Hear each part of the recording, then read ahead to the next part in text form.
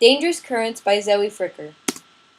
I had been around boats my whole life. I had even lived on one for 3 years, so I was very familiar around them and on the water.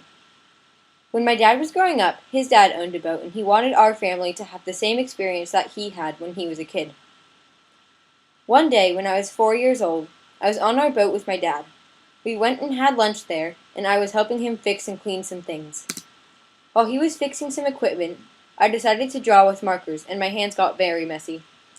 So I needed to wash them. My dad had started fixing the sink so the water wasn't working. "Why don't you go down into the dinghy and wash your hands in the ocean?" my dad had suggested. He handed me some soap. I took it and went down the ladder to the dinghy. Once I was in the dinghy, I began washing my hands with the soap, but the marker did not come off very easily. So it took some time to get it off.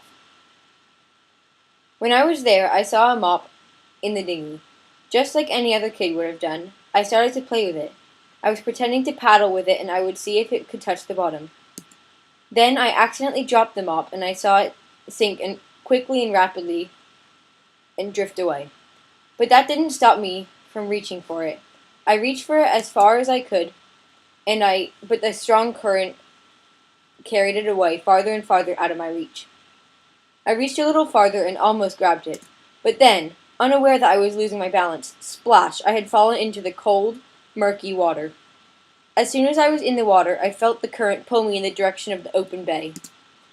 I opened my eyes, and all I saw was what it seemed like miles of blurry green water.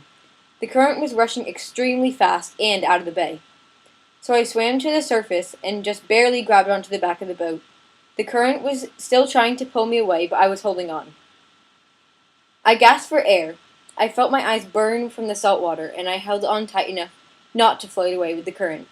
I decided to forget about the mop, and I told myself it was long gone and way too hard to get back. My dad heard me gasping for air and coughing through an open window on the side of the boat. He came rushing down, and as soon as he saw me, he jumped into the dinghy as fast as he could. He reached down and pulled me out of the water. He sat me on the seat, and I struggled to get enough air because I was coughing and spluttering. "I was playing with the mop and I dropped it," I said, thinking he would be upset. "I tried to reach, but I fell in." "It's okay, you just need to be more careful next time," he said. He helped me up onto the boat, and I was freezing, so I took off my wet clothes and wrapped a towel around myself. My dad put my clothes into the sun to dry, and when he had finished what he was doing, we got back into the dinghy and went home. Today, when I think back on what happened that day, I realize that it could have been much more worse, and I could have drowned. I think about the fact that I didn't really think things through before I did them, and that is dangerous. I now know that I need to be careful and cautious in every single thing I do.